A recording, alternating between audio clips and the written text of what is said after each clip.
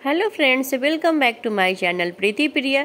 तो फ्रेंड्स, अभी गणपति बप्पा आए हुए हैं, तो अभी किरण भाभी के घर आए हुए हैं और किरण भाभी आज भजन करवा रही हैं गणपति बप्पा के आने के खुशी में। तो चलिए भजन को एंजॉय कीजिए। और ये गुजराती में आज ये वीडियो आप लोग के साथ शेयर कर रही हूँ। उम्मीद करती हूँ कि पसंद आएगा। पसंद आए तो चैनल को लाइक शेयर सब्सक्राइब कीजिए और गणपति बप्पा का आशीर्वाद लेकर जरूर जाइएगा। तो चलिए दर्शन कर लेते हैं गणपति बप्पा का। गणपति बप्पा मोरिया।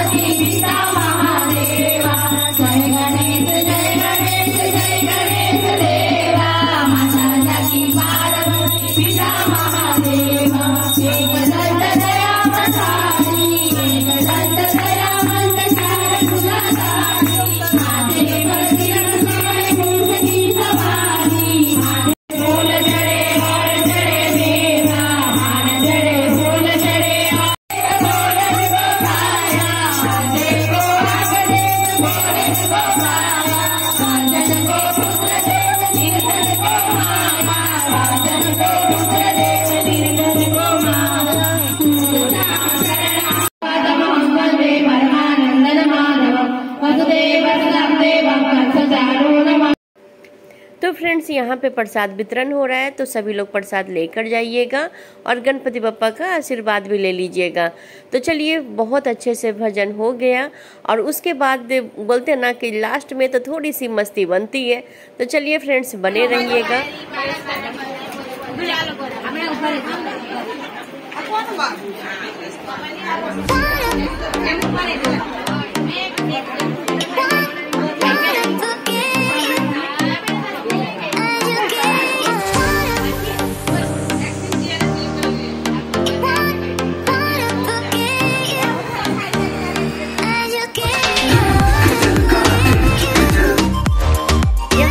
कॉपीराइट के कारण